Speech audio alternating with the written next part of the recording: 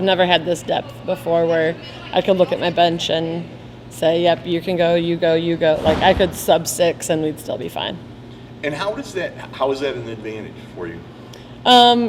Because volleyball is a game of mental, and some girls just have off nights. You just can't help it. It just happens. And so being able to look and say, hey, I've got someone else that can go in. She's having an off night. That's huge. And it depends on what position we're talking. I'm 5 people deep in my middles. Like I would feel comfortable with all 5 of them taking reps if necessary. I've got 3 setters, so we have depth there that we don't normally have depth with.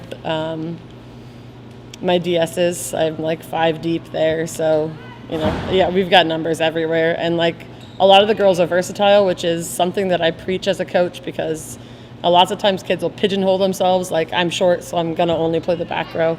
But then we have Ayla, who's the shortest girl on our team. We decided the other night, but has some of the biggest hops and is one of our best hitters. So I try to tell them, don't pigeonhole yourself. Don't only practice one spot.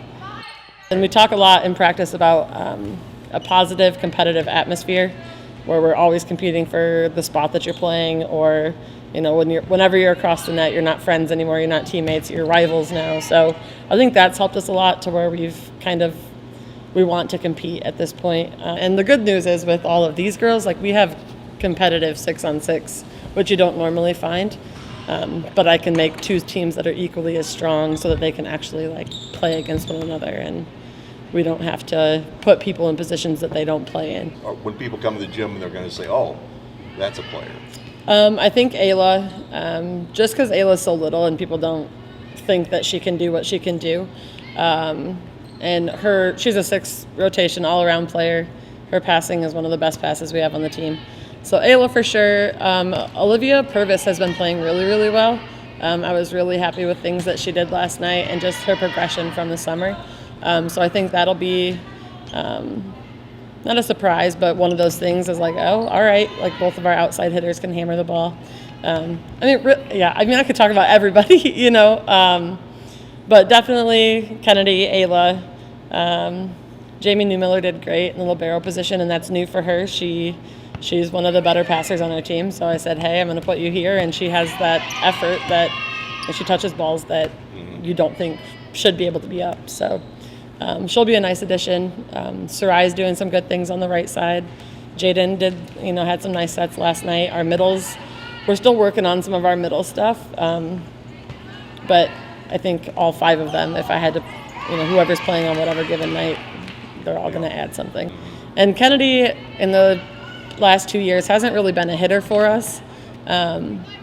Or if she was a hitter, it's not like it wasn't wow. But she's really, this summer, has come on to her hitting, and it's like when she hits, you can see it in her eyes, like she's going to kill the ball. And it's fun to watch. You don't want to be on the other end. You don't want to be on the other end.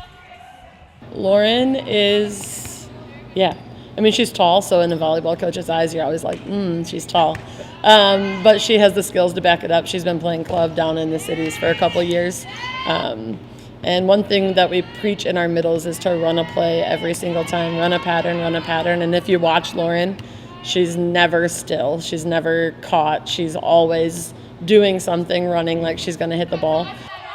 I think Orion will be a good test for us. We played them this summer, and we stuck with them. And again, summer ball is different, but I think Orion will be a good match for us. Monmouth Roseville usually gives us a good match. They usually field a pretty strong team.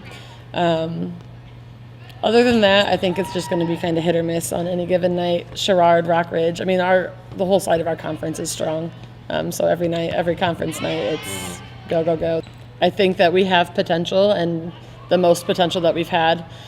And it just keeps getting, and that's what I keep telling the girls when I say the most potential that we've ever had. Well, we've had them, the program is building, and when you're building a program, it takes years, and then to start over as a co-op and then have to bring everybody in together. And with a bench of 17, sometimes it can get hard. And they're in there practicing, and it's loud, and I'm not even in there. So just like that kind of stuff, they're excited, they're ready to be here, and everybody's happy for everybody else.